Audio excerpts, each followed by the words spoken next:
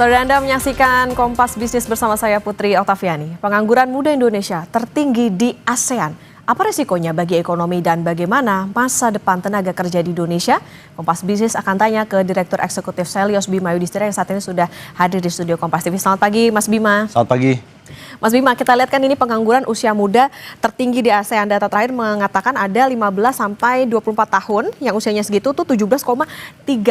Nah, ini menggambarkan apa dan apa sebetulnya resikonya bagi ekonomi? Iya, pengangguran usia mudanya tertinggi di ASEAN. Tapi yang lebih dalam daripada itu adalah ada 9 juta anak muda yang sebenarnya dia nggak ngapa-ngapain. Jadi dia nggak dalam posisi sedang kuliah atau sekolah, tidak ikut training, tidak dalam pendidikan atau pelatihan, itu jumlahnya memang sangat besar. Jadi artinya kita menghadapi nih situasi di mana ekonomi ini belum mampu untuk mendorong lapangan kerja. Jadi kalaupun ada anak muda, dia nggak menganggur misalnya, itu cek aja pekerjaannya adalah pekerjaan yang sifatnya informal.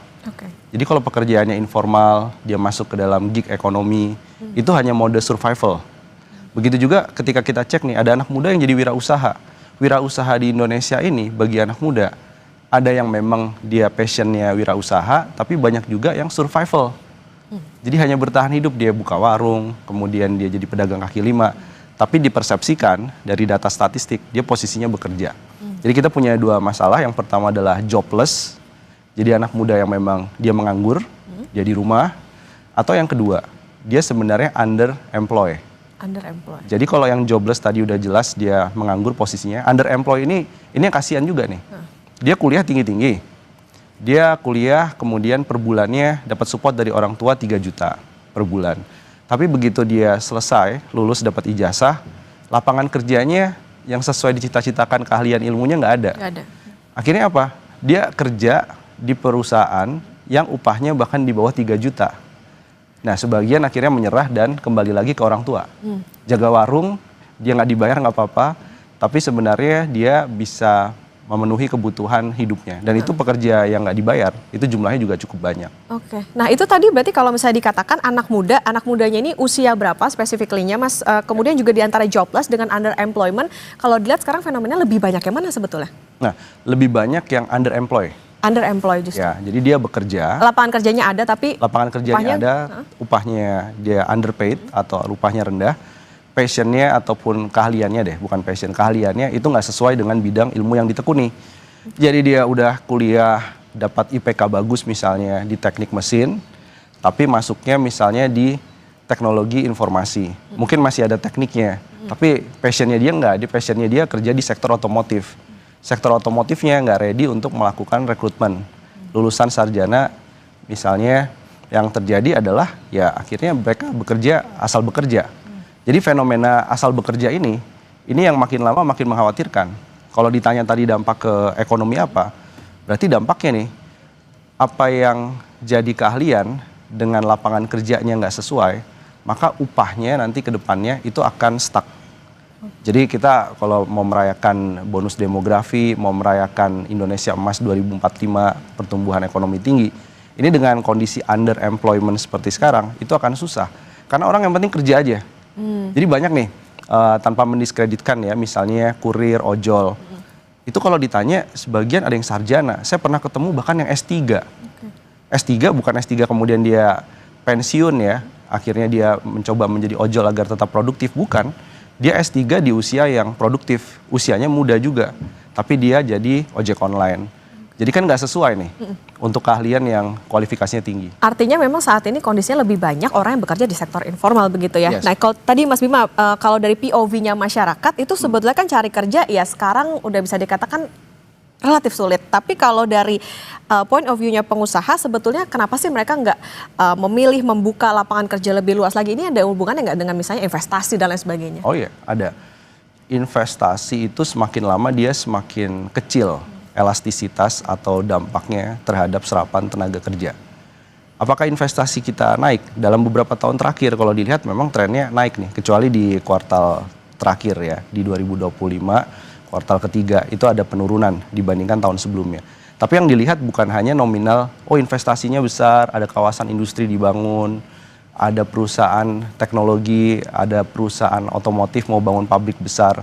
Tapi yang dilihat adalah seberapa banyak serapan tenaga kerja per 1 triliun rupiah investasi. Nah itu angkanya terus turun tuh.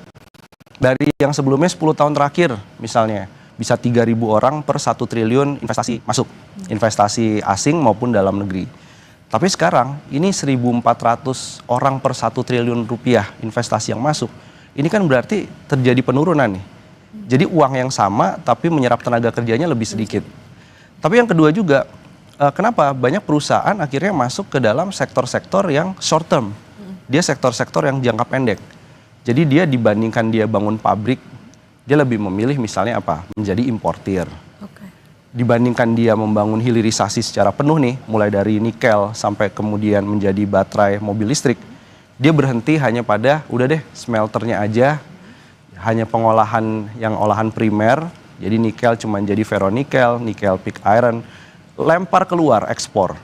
Jadi midstream atau industri tengahnya itu nggak dibangun optimal. Nah disinilah akhirnya yang membuat menjadi lingkaran setan. Bukan perusahaan nggak mau merekrut, tapi tipikal perusahaannya itu nggak butuh banyak tenaga kerja.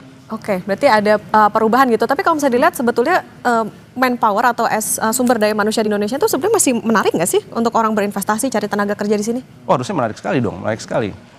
Kalau kita bandingkan ya dengan negara-negara lain, dengan Vietnam, sebenarnya dalam beberapa hal soal produktivitas itu kita nggak kalah dengan Vietnam. Jadi ada yang mempersepsikan mungkin datanya berbeda. Tapi kalau kita uji bahwa yang di Vietnam itu soal produktivitas atau output per jamnya, kita bisa lebih unggul daripada Vietnam. Problemnya apa? Problemnya adalah dengan kualifikasi pekerjaan yang sama, yang beda adalah investasi teknologi mesin di Vietnam itu angkanya terus mengalami kenaikan dibandingkan dengan Indonesia. Jadi kalau kita lihat tren 10 tahun terakhir, investasinya adalah investasi yang lebih bersifat bukan ke mesin teknologi, tapi investasi lebih ke arah konstruksi bangunan misalnya. Jadi yang terjadi kita sama-sama nih pekerja, dia punya kualifikasi yang tinggi, suruh masuk ke Indonesia, pasti langsung turun produktivitasnya. Jadi kita sempat bilang ke beberapa teman-teman peneliti itu, udah deh yang S3 dari Jepang, yang produktivitasnya diklaim tinggi di Jepang, suruh datang ke Indonesia, suruh ke perusahaan atau pabrik, terutama pabrik pakaian jadi, itu pasti akan langsung drop. Karena output per jamnya itu menjadi turun akibat teknologi investasinya masih lebih lama. Itu juga terjadi, kita bicara kenapa industri-industri yang dulu banyak menyerap tenaga kerja, misalnya di tebu, gula, dan lain-lain. Cek aja, mesin pabrik gula itu adalah mesin-mesin sebagian peninggalan zaman Belanda. Gimana bisa mengejar produktivitas lebih tinggi gitu. Nah berarti Mas Bima, kalau misalnya kita bisa dikatakan kita punya bonus demografi. Nah itu akan jadi petaka kah atau seperti apa? Karena kalau misalnya berarti gini, kalau misalnya pemerintah tidak melakukan apa-apa, bonus demografi itu akan jadi petaka yang seperti apa sebetulnya? Ya, kita akan tetap jadi negara kelas menengah. Mimpi untuk negara maju baru bisa 2092. 2092? Kalau kita hanya tumbuh 5%, tapi bukan hanya pertumbuhannya. Tadi serapan tenaga kerja dari per 5% pertumbuhan ekonomi tadi, itu semakin melemah serapannya. Jadi kita mimpi 2045, bonus demografinya udah selesai. Yang terjadi apa? Ini orang-orang yang lebih senior, orang-orang tua, generasi boomers, generasi X, bahkan milenial yang sudah mulai masuk usia non-produktif ke depannya, ini akan menjadi tanggungan berat sekali bagi Gen Z, bagi Gen Alpha. Jadi Gen Z dan Gen Alpha ke depan harus bekerja pontang-panting untuk bisa menghidupi orang tuanya, kakek neneknya. Jadi kalau sekarang kita udah mengenal generasi sandwich, ya ke depan bukan lagi sandwich nih, udah geprek kayaknya. Generasi geprek itu lebih cocok ya. Oke Mas Bima, nanti kita lanjutkan kembali dan saudara tetap bersama kami di Kompas Bisnis.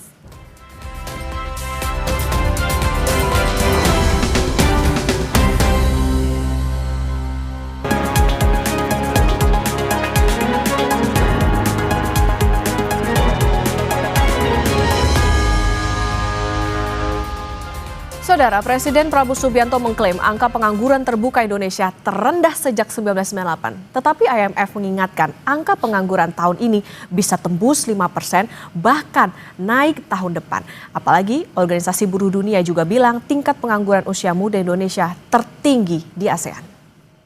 tingkat pengangguran terbuka juga turun ke angka 4,76%. Ini adalah terendah sejak krisis 1998. Sekali lagi, kita tidak boleh puas karena 4,76% dari 287 juta orang itu angka yang cukup besar. Dan bagi mereka yang perlu pekerjaan segera, ini sesuatu yang harus kita pikirkan dengan seksama. Kita paham bahwa tingkat pengangguran ini sangat meresahkan bagi mereka yang sangat butuh pekerjaan. Klaim Presiden Prabowo Subianto tentang tingkat pengangguran terbuka Indonesia di 2025 yang terendah sejak 1998 sepenuhnya akurat mengacu data Badan Pusat Statistik. Tetapi mari Kompas Bisnis paparkan fakta angka lain. Memakai data Organisasi Perburuhan Internasional atau ILO, tingkat pengangguran usia muda antara 15 sampai 24 tahun Indonesia merupakan yang tertinggi di ASEAN. Rasionya 13,1%. Dalam 7 tahun terakhir, pakai data BPS dan Apindo, antara penyerapan dan kebutuhan lapangan kerja juga sangat timpang. Jumlah lapangan kerja formal yang tersedia maksimal hanya 4,8 juta, sedangkan pencari kerja sampai dengan 12,6 juta orang. Lapangan pekerjaan saya antara pernyataan dan fakta di lapangan ada sesuatu yang berbeda? Sangat berbeda, alias ya tidak link and match dengan yang sekarang juga terjadi di industri Indonesia kan gitu loh. Seperti lulusan pekerjaan yang dia jurusan apa, tapi nggak ada wadah atau perusahaan yang memang bisa menggayat anak muda dengan jurusan tersebut. Itu juga yang selalu kita suarakan. Sudah berapa lama nih Mas tidak bekerja? Selama 3,5 tahun. Selama. Ya. Kalau proses sekarang untuk mencari kerja menurut Mas susah nggak sih Mas? Susah. Sulitannya di mana Mas kira-kira? Kesulitannya karena banyaknya minat yang Persaingan ya? Ya, persaingan yang pengen kerja, apalagi lowongan kerja yang sangat minim. Sejak pandemi, angka pemutusan hubungan kerja di Indonesia juga terus naik. Puncaknya ada di 2024 dengan angka PHK sampai 78.000 orang. Dan tahun 2025 sampai Agustus saja angkanya sudah 44.333 orang kena PHK. Dampaknya jumlah pekerja informal Indonesia meledak jadi 86,58 juta orang. Rasionya hampir 60% dari jumlah pekerja di Indonesia. Pak Presiden Prabowo, permasalahan tenaga kerja di Indonesia juga bukan sekadar pengangguran. Kompas Bisnis juga punya data lain. Sebagian besar pekerja di Indonesia atau 109 juta jiwa dibayar di bawah upah layak. Hanya 35 juta jiwa saja yang dapat upah sesuai dengan UMR. Upaya menciptakan lapangan kerja terus dilakukan oleh pemerintah. Sedang integrasikan dengan job portal swasta. Lowongan saat ini itu ada sekitar 200.000 secara online. Dan sebuah riset sudah dilakukan, kalau kita gabungkan dengan job portal swasta itu bisa 1 juta, Mbak. Sehingga isu selanjutnya adalah memang apakah ini preferensi gitu ya. Tadi Mas Putra menyampaikan terkait dengan ini mungkin banyak sebarannya belum merata dan seterusnya, atau memang ada isu terkait tentang yang disebut tadi link and match. Situasi ke depan diperkirakan tidak mudah. Laporan World Economic Outlook A Critical Juncture Amid Policy Shift yang diterbitkan oleh Dana Moneter Internasional IMF pada April lalu memprediksi tingkat pengangguran Indonesia 2025 akan mencapai 5%. dan pada tahun depan atau 2026 menjadi 5,1%. Dia Megasari Anjaya, Tim Liputan Kompas TV. Nah, saudara, kita akan melanjutkan perbincangan bersama dengan Direktur Eksekutif Selyos Bima Yudhistira. Mas Bima, tadi kalau dikatakan kan sekarang kayaknya lebih banyak orang kerja sektornya informal. Nah, kalau misalnya mau menciptakan lapangan kerja sektor formal nih, sekali lagi ya sektor formal, ini bisa dimulainya dari sektor apa sih sebetulnya? Kita punya 3 resep nih. Semoga nih yang nonton Pak Yaserli, Pak Purbaya nih nontonnya. Jadi 3 resep ini. Yang pertama adalah soal transisi energi. Jadi sektor formal di transisi energi itu diperkirakan angkanya hampir sama tuh dengan janjinya Pak Gibran ya. 19 juta lapangan kerja. Hasil modeling kita juga mengarah pada 19 juta lapangan kerja. Tapi komitmen pada transisi energi. Maksudnya apa? Maksudnya gini. Jadi yang dari batu bara yang sekarang ini banyak yang turun, kemudian banyak vendor itu di PHK. Banyak terjadi pengurangan karyawan di sektor tambang. Nah, ini harus dibelokkan segera kepada industri komponen panel surya, komponen mikrohidro itu di dalam negeri. Itu bisa banyak nyerap tenaga kerja. Karena dampak berganda atau multipliernya itu cukup panjang nih kalau kita punya momentum energi terbarukan. Yang kedua, ini adalah ekonomi restoratif. Jadi sekarang lagi banyak pembahasan bagaimana caranya kita jaga lingkungan tapi ada pendapatan. Contohnya perkebunan kopi, perkebunan pala, dan lain-lain yang bisa diolah. Jadi nilai tambahnya adalah hilirisasi di sektor perkebunan berkelanjutan. Itu demand-nya banyak sekali tuh, terutama setelah Indonesia kerjasama dengan Eropa soal EU SEPA. Nah, yang ketiga, ini resep ketiganya adalah ekonomi kreatif. Jadi jangan kira ekonomi kreatif itu informalnya banyak, tapi formalnya banyak. Jadi saya kemarin cukup apresiasi nih beberapa aktor, kemudian sutradara, ya produser itu kan bertemu dengan Menteri Keuangan ya. Intinya adalah tolong dibantu dari segi fiskal, industri perfilman, industri yang terkait dengan konser-konser musik dan lain-lain. Anak muda sukanya di situ. Jadi banyak yang formal yang bisa dibantu dengan masalah pajak, masalah soal royalti dan lain-lain, itu diselesaikan, perizinannya juga lebih mudah. Jadi bayangkan kalau ada anak muda sekarang yang nonton konser sampai ke luar negeri, artisnya aja dibawa ke sini. Nah, apa tapi hambatan-hambatannya? Jadi ekonomi kreatif ini besar sekali potensinya. Bahkan ekonomi kreatif bisa muncul di daerah-daerah. Dulu ada tuh kayak Jember Fashion Week, ya di beberapa daerah itu punya festival-festival lokal. Nah, ini saya melihat setelah pandemi COVID-19 kemarin, ini ekonomi kreatif nih nggak terlalu dipacu, pariwisata dan ekonomi kreatif. Padahal formalnya juga bisa tumbuh dari situ. Jadi 3 ini perlu dukungan kebijakan fiskal, kebijakan moneter, termasuk juga suku bunga khusus di 3 sektor ini, tapi juga komitmen dari segi politik. Kalau kita masih senengnya sama sektor yang sifatnya ekstraktif, maka hidup matinya ekonomi Indonesia ini buat spot jantung. Harga nikel lagi naik, semua melihat hilirisasi ke depan nikel. Yang namanya tambang, one day dia akan habis cadangannya. Jadi kita harus menyiapkan nih. Beberapa Pemda kita coba bantu yang punya basis hilirisasi tambang untuk melihat, ternyata di situ apa? Ikan tunanya bagus, pariwisata, ekowisatanya bagus.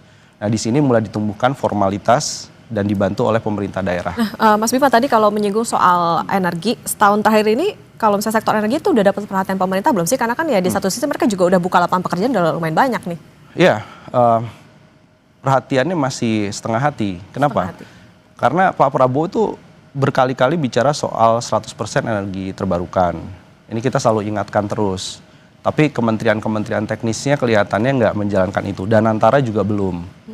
Jadi waste to energy-nya Danantara itu adalah rezim pengolahan sampah. Lebih tepatnya, bukan rezim energi terbarukan. Kalau kita memandangnya begitu.